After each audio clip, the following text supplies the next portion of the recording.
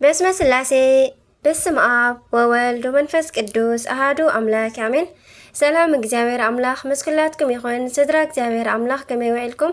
አነ እግዚአብሔር ይመስገን ክብሪ ይስፋሕ መድኃኔ ዓለም አቦይ ከምቲ ኣነ ጽቡቕ ዝውዓልኮ ድማ ጽቡቕ ውዕልኩም ክትኮኑ ናይ ኩሉ ግዜ ተስፋይን ትምኒተይን እዩ አሜን። ስንክሳር እዚ ወርሃ መጋቢት ዕለት 25 ስንክሳር ደሰምዕ ዘንብብ ፍቅር ጎይታ ኣብ ልቡ ይዕንብብ ሓለዋን ጸሎትን ተረዳእነትን ናይ ቅዱሳን ድማ ይረክብ። ዝክረ ጻድቅ ለዓለም የሉ ዝኽሪ ናይ ጻድቅ ንዓለም ይዝነብር። ካብ ኩሉ ክፉእ ዘበለ ክትድሕኑ ንቅዱሳን ተማሕፀኑ አሜን። በስመ አብ ወወልድ ወመንፈስ ቅዱስ አሃዱ አምላክ አሜን። ወላዲተ አምላክ ኪዳነ ምሕረት ኣዴ ልሳን አንደበት ኩነኒ 25 መጋቢት በዚ ዕለት ካብ 72 ኣርድእቲ ሓደ ዝኾነ ዝኸበረን ዝተመስገነን ሃዋርያ አንሲፎሮስ ዓረፈ። እዚ ድማ ካብ ደቂ እስራኤል ካብ ነገደ ቢንያም እዩ። ወለዱ ድማ ናይ ኦሪት ሕጊ ዝሕልው እዮም። ንሱ ድማ ስራሑ ኣብ ዝረኣየ ጊዜ ትምህርቱ ድማ ኣብ ሰምዐ ጊዜ ንጎይታና ተኸተሎ። ዘደንቕ ተኣምራት እንዳተመልከተ ድማ ንቁሩብ መዓልቲ ተቐመጠ። ጎይታና ድማ ኣብ ሃገረ ናይን ንወዲ እታ መበለት ኣብ ዘተንስኦ ጊዜ ኣብኡ ነበረ። ነዚር እዩ ሽዑ ንሽዑ ኣመነ። ካልእ ምልክት ኣይደለየን። ብልጭ ብልጭ ዝብል ዝነበረ ናይ ኣይሁድ ናይ ሕጊ ፋና ገዲፉ ናብ ሓቀኛ ፀሓይ ናብ ጎይታናን ኣምላኽናን ኢየሱስ ክርስቶስ ቀሪቡ ወዲ መዝሙሩ ኾነ ዳ እምበር። ጎይታናን ኣምላኽናን ኢየሱስ ክርስቶስ ድሕሪ ምዕራጉ ድማ ኣብ ጽዮን ኣዳራሽ መንፈስ ቅዱስ ኣብ ዝወረደ ጊዜ ምስ ሃዋርያት ናይ መንፈስ ቅዱስ ጸጋ ተቐቢሉ ንሃዋርያት ብምኽታል ኣብ ብዙሕ ሃገራት መሃረ። ሃዋርያት ድማ ኣብ ሃገረ ኣቴና ኤጲስቆጶስ ገይሮም ሸምዎ።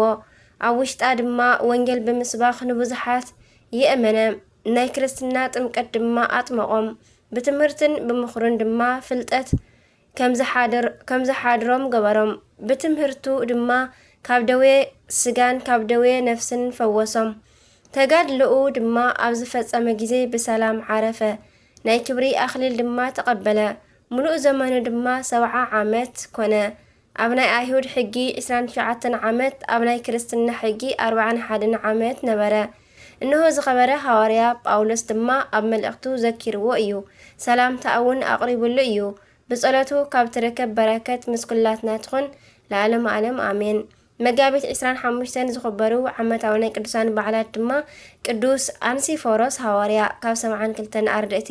ወርሓዊ በዓላት ድማ ቅዱስ መርቆሪዎስ ሰማዕት፣ ቅድስቲ ቴክላ ሃዋርያዊት፣ ቅዱስ አበከረዙን ሰማዕት፣ ቅዱስ ዱማዲዮስ ሶርያዊ፣ ኣቡነ አቢብ ወይ ከዓ ኣባ ቡላ፣ ቅዱስ ኣባ አቡፋና ጻድቅ እዮም። በረከቶም ይሕደረና። ናይ ዕለት 25 ስንክሳር ኣብዚ ፍጸም። በረከቶም ምስ ኩላትና ይኹን አሜን። ከምኡውን ናይ ዕለት 26 ስንክሳር ንቐጽል። በስመ አብ ወወልድ ወመንፈስ ቅዱስ አሃዱ አምላክ አሜን። መጋቢት 26 ከዓ በዚ ዕለት ዝኸበረትን ዝተመስገነትን ድንግል ኢዮጵራቅስያ ዓረፈት። እዛ ዝተቐደሰት ብላቴና ንንጉስ አኖሬዎስ ዘመዱ ንዝኾነ ኣብ ከተማ ሮም ካብ ቤተ መንግስቲ ጓል ሓደ ዓብይ መኮንን እያ። ዝተመልኡ ዝመተሉ ጊዜ ኣብ ዝበፅሐ ጊዜ ድማ ንጓሉ ንጉስ አኖሬዎስ ክሕልዋ መታን ሓደ ረሃቦ። ኣቦኣ ምስ ዓረፈ ድማ ንሓደ ወዲ ዓብይ መኮንን ንጉስ አኖሬዎስ ኣሕፀያ። በተን ወርሓት ድማ ኣዲኣ ናብ መሬታ ግብሪ ክትቅበል ኢላ ዝገደፈላ ናይ ኣትክልቲ ቦታኣ ዘፍረይዎን ነዛ ቅድስቲ ብላቴና ከዓ ምስኣ ወሰደታ። ዕድሚኣ ድማ 9 ዓመት ኮይኑ ከሎ ኣኸቲላታ ናብ ግብፂ ከደት። ኣብ ግብፂ ኣብ ዝበፅሓ ጊዜ ድማ ስራሕን ክሳብ ዝፍጽማ ኣብ ውሽጢ ሓደ ናይ ደናግል ገዳም ተቐመጣ። ኣብ ውሽጢ እታ ገዳም ዝነበራ ደናግል ብገድሊ ዝተጸመዳ እየን። ናይ ስጋ መብልዕን ዘይትን ጥዑም ፍረታትን ድማ ወልሓንቲ ይበልዓ ኣይነበራን። ብዘይ ምንጻፍ ድማ ኣብ ልዕሊ ምድሪ ይድቅሳ ነበራ። ኢዮጵራቅስያ ድማ ነዚ ገዳም ምስ እተገልግል መጋቢት ስለ ዝተፈተወት ኣብ ውሽጢ እዚ ገዳም ክትነብር ፈተወት። እታ መጋቢት ድማ ንስኺ ካብዚ ውሽጢ ገዳም ወፂኺ ተመሊስኪ ንሑፂኪ ከምዘይ ትደልዮ ቃል እተውለይ በለታ። ኢዮጵራቅስያ ድማ በዚ ነገር ቃል ኣተወትላ። ኣደኣ ስራሓ ኣብ ዝፈጸመት ጊዜ ናብ ሃገራ ክትምለስ ፈተወት ጓላ ግን ኣነ ናይ ዝዓለም ሓላፊት መርዓ ስለዘይ ብህግ ንርእሰይ ንናይ ክብሪ በዓል ቤት ንጎይታይን ኣምላኸይን ኢየሱስ ክርስቶስ ንሰማያዊ መርዓዊ ሂበ ኣለኹ ኢላ ንኣዲኣ ምሳኺ ኣይመለሰን በለታ። ኣዲኣ ድማ ጓላ ምስኣ ከም ዘይትምለስ ኣብ ዝተረድአት ግዜ ገንዘባ ንድኻታትን ንጾሞም ዝሓደሩን መጽዊታ ምስ ጓላ ኣብ ዝገዳም ንብዙሕ ዘመን ነቢራ ድሕሪኡ ዓረፈት እሞ ኣብ ዝገዳም ተቐበረት። ንጉስ ኣነሬዎስ ድማ ናይ ኢዮብ ጵራቅስያ ኣደ ከም ዝሞተት ሰሚዑ ንዘሕፅያ ከመርዕዋ መታን ንኢዮብ ጵራቅስያ ከም ጽእዋ ተለኣኽቱ ለኣኸ። እዛ ቅድስቲ ድማ ኦ ንጉስ ፍለጥ ንናይ ክብሪ በዓል ቤት ዝኾነ ንሰማያዊ መርዓዊ ንጎይታይን ኣምላኸይን ኢየሱስ ክርስቶስ ኣነ ርእሰይ ሂበ ኣለኹ እሞ ቃል ኪዳነይ ክትሓላለፍ ኣይከኣለንን ኢላ ናብ ንጉስ ለኣኸት። ቅዱስ ኣነሬዎስ ድማ መልእኽታ ኣብ ሰምዐ ግዜ ተደነቐ። ስለኣ ድማ በኸየ። ብዕድመ ንእሽቶ እያ እሞ እዛ ዝኸበረት ኢዮብ ጵራቅስያ ግን ዓብዪ ተጋድሎ ተጋደለት። መንፈሳዊ ስራሕ ድማ ብጣዕሚ ዝተጸመደት ኮነት። ኣብ በብክልተ መዓልቲ ክልተ መዓልቲ እንዳካፈለት ሙጻም ድሕሪኡ ድማ ኣብ በብሰለስተ መዓልቲ ሰለስተ መዓልቲ ክትጸውም ጀመረት። ድሕሪኡ ድማ ኣብ በብሸውዓተ መዓልቲ ሸውዓተ መዓልቲ ክትጸውም ኮነት። ኣብ ዝተፈለየትን ዝኸበረትን 40 ጾም ድማ ወልሓንቲ ዘይትለክፍ ኮነት። ሰይጣን ድማ ኣብ ልዕሊኣ ቀኒኡ ኣጨናቂ ብዝኾነ ኣተሃራርማ እግረ ሃረማ። ብዙሕ መዓልታት ድማ ብሕማም ነበረት እሞ ድሕሪኡ እግዚአብሔር ራህርይላ ካብ ደዊኣ ኣድሓና እሞ ንሕሙማት ከተድሕን ድማ እትፍወሰሉ ሃብቲ ሃባ። ንእመምኔትን ንደናግል ይሕዋታን ድማ ብተኣዛዝነት ተገልግለን ነበረት። ብይሕዋታ ደናግል ድማ ዝተፈተወት እያ። ኣብ ሓደ ዕለት ድማ እታ እመምኔት ኣኽሊላትን ኣዳራሻትን ከም ዝቐረቡ ራእይ ረኣየት። ንሳ ድማ እንዳድነቐት ካብ ደቀይ እዚ ንመን ይግባእ ይኸውን መስበለት። እዞም ኣኽሊላትን ኣዳራሻትን ዝተቐረቡ ንጓልኪ ኢዮብ ጵራቅስያ እዩ። ንሳ ድማ ናብዚ ክትመጽእ እያ በልዋ። ነዚ ራእይ ድማ ንደናግል ነገረተን። እግዚአብሔር ድማ ካብ ዝሓላፊት ዓለም መከራ ከዕርፋ ክሳብ ዝፈተወላ መዓልቲ ንኢዮብ ጵራቅስያ ከይነገርኣ ኣዘዘተን።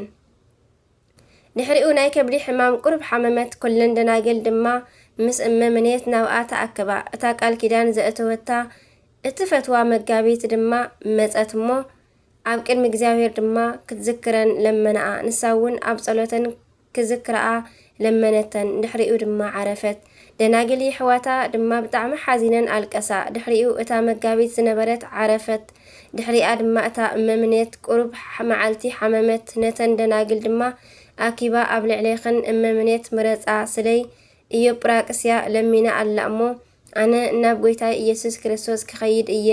ሕጂ ግን ነቲ ኣንፈት ዓፂኽንኦ ኪዳ በለተን። ንሰን ድማ ከም ዝተኣዘዝኦ ገበራ። ንጽባሒቱ ድማ ኣንጊህን እንተመጻ ዓሪፋ ረኸብኣ። ናይዘን ዝኸበራ ኣዴታት በረከት ምስ ኩላትና ይኹን ኣሜን። በረከተን ይሕደረና ኣሜን። መሴተ ሓሙስ ምሸት በዚ ዕለት ናይ ክብሪ በዓል ቤት ጎይታናን ኣምልኽናን ኢየሱስ ክርስቶስ ናይ ደቂ መዛሙርቱ እግሪ ሓጸበ። ከምዚ ድማ በሎም ንስኹም ድማ ከምዚ ግበሩ። ደጊሙ ድማ ናይ ሓዱሽ ኪዳን ናይ ቁርባን ስርዓት ኣርኣዮም። ከምኡውን በዚ ዕለት ንናይ ክብሪ በዓል ቤት ንጎይታና ናብ ይሁዳ ይሕሊፉ ሃቦ። ነቢያት ትንቢት ከም ዝተዛረብዎ ድማ ናይ ሽያጡ ዋጋ 30 ብር ተቐበለ።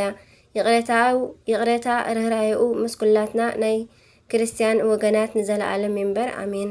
መጋቢት 26 ዝኸበሩ ዓመታዊ ናይ ቅዱሳን በዓላት ድማ ቅዱሳን ሐዋርያት፣ ቅድስቲ ድንግል ኢዮብ ጵራቅስያ፣ ቅዱስ ፍርፍርዮስ ሰማዕት። ወርሓዊ በዓላት ድማ ቅዱስ ቶማስ ሐዋርያ፣ ኣቡነ ሃብተ ማርያም ጻድቅ፣ ኣቡነ ኢየሱስ መዓ ዘሃይቅ፣ ቅዱሳን ሰማዕታት ናግራን፣ ኣቡነ ሰላማ ከሳቴ ብርሃን ከሳቴ ምስጢር። በረከቶም ይሕደረና። ናይ 26 ስንክሳር ኣብዚ ፍጸም። በረከት ረድኤቶም ምስ ኩላትና ይኹን። ጸሎቶም ይርዳአና ኣሜን።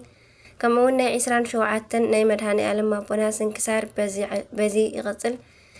ቸርነቱ ምሕረቱ ሰለስትነቱ ሓድነቱ ናይ ሰቕለቱ ናይ መድኃኒ ዓለም ኣምላኽና ምስኩላትና ይኹን ኣሜን።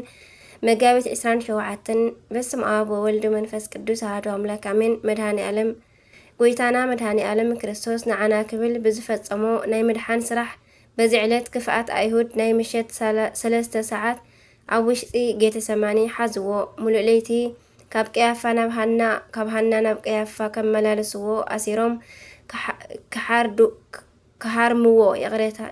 ክሃርምዎ ሓደሩ እሞ ስቆን ተበሎም ዓይኑ ሸፊኖም ብጽፍዒት ሃረምዎ ምራቆም እውን ተፍእሉ ኣላገጸሉ ንርእሱ ድማ ብዘንጊ ሃረምዎ ንሱ ግን ንኹሉ ተዓገሰ ብንግሆ ካብ እቲ ገዛኢ ሞት ክፍረዶ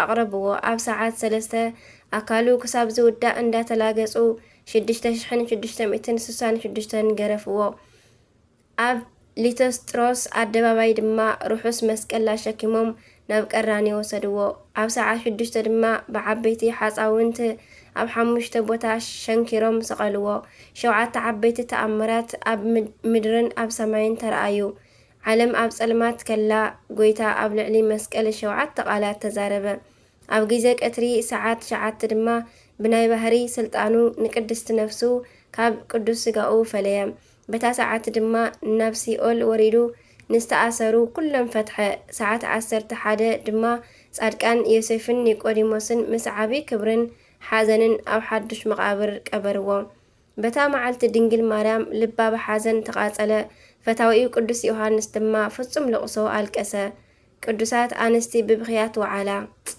ስለና ስለ ሓጥኣን ፍጥረታቱ ክብል እዚ ኩሉ መከራ ዝተዓገሰ ኣምላኽ ስለ 13 ሕማማቱ ስለ 5 ቅንዋተ መስቀሉ ስለ ቅዱስ መስቀሉ ስለ ናይ ድንግል ኣዲኡ ልቕሶን ስለ ፈታዊኡ ቅዱስ ዮሐንስን ኢሉ ይምሓረና ካብ ቅዱሳን በዚ ዕለት ንልዕሊ 80 ዓመታት ኣብ ገዳም ዝነበረ ንገዳማውያን ሞጎሶም ናይ ኩሎም መነኮሳት ሓለቓ ዓብይ ቅዱስ መቃርስ ዓረፉ በረከተ መሕደረና ከምኡውን በዚ ዕለት ንግስና ምስ ሊቅነት ጽድቂ ምስ ሰማዕትነት ዝደረበ ሰማዕት ቅዱስ ገላውዲዮስ ክሳዱ ተኸለለ ቅዱስ ገላውዲዮስ ወዲ ጻድቅ ኣጼ ልብነ ድንግል እዩ በረከቱ ይሕደረና አሜን።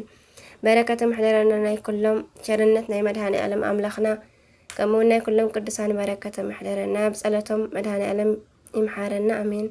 መጋቢት 27 ዝኸበሩ ዓመታዊ ናይ ቅዱሳን በዓላት ቅዱስ ዮሐንስ ፍቁረ እግዚ ቅዱሳን ኣንስት ካብ እግረ መስቀል ዘይተፈልያ ቅዱሳን ኣብ ጊዜ ናይ ጎይታ ስቕለት ካብ ሞት ዝተንስኡ ቅዱሳን ዮሴፍን ኒቆዲሞስን ዓብይ ቅዱስ መቃርስ ናይ መነኮሳት ሓለቓ ማር ገላውዲዮስ ሰማዕት ናይ ኢትዮጵያ ንጉስ ቅዱስ ዕፀ መስቀል ወርሓዊ በዓላት ድማ ኣቡነ መብዓጽዮን ጻድቅ ቅዱስ ቪክቶር ሰማዕት ቅዱስ ያዕቆብ ዘጉሙድ ቅዱስ ቢፋሞን ጻድቅን ሰማዕትን በረከቶም ይሕደረና ናይ ኩሎም ቅዱሳን ጻድቃን ናይ መድኃኒ ዓለም ኣምላኽና ምሕረትን ቸርነትን ምስኩላትና ይኹን አሜን። ዝወደቀ ዝነጠበ ቃል ኮነ ዜማ ኩሉ ፊደል በአፈ ቅዱሳን ድጓን መላእክቲ ተአረመለይ ስንክሳር ድሰምዕ ዘንብብ ፍቅር ጎይታ ኣብ ልቡ ይዕንብብ ሓለዋን ጸሎትን ተረዳእነትን ናይ ቅዱሳን ድማ ይረክብ አሜን ወአሜን ወሉ ኩሎም መላእክቲ ሰማይ አሜን። አቡነ ዘበሰማያት ይትቀደስ ስምከ ትምጻእ መንግሥትከ ወይኩን ፈቃድከ በከመ በሰማይ ከማሁ በምድር ሲሳየነ ዘለለ ዕለትነ ሀበኒ ዮም ህድግ ለና አበሳነ ወጀጋየነ ከመ ንሕነኒ ንህድግ ለዘአብስ ለነ ኢታብአነ እግዚኦ ዝተመንቶት አላትነነ ወባልሃንን ኩሉ እኩይ እስመ ዚአከ ይእቲ መንግሥት ኃይሉ ስብሐት ለዓለመ ዓለም አሜን። በሰላመ ቅዱስ ገብርኤል መልአከ እግዝእትየ ማርያም ሰላም ለኪ ድንግል በህልናቸው ወድንግል በስጋቸው መግዚያም መለተ ጸጋ መለተ ውዳሴ መለተ ሞገስ መለተ ኩሉ ልዑል እግዚአብሔር ምስለኪ ሰአሉ ጸሊ ምህረተ በእንቲ አነ ምህረተ ኩሉ አለ ምህረተ ምድራቅ አዚዝ ሀበ ፍቅር ወልድች ኢየሱስ ክርስቶስ ከመ ይስረለነ ኃጣውነ ደማይ ጸነ በኪ ተማጸነ በክዳንኪ አሜን። ስብሐት ለእግዚአብሔር ወለወላዲቱ ድንግል ወለመስቀሉ ክቡር አሜን አሜን ለይኩን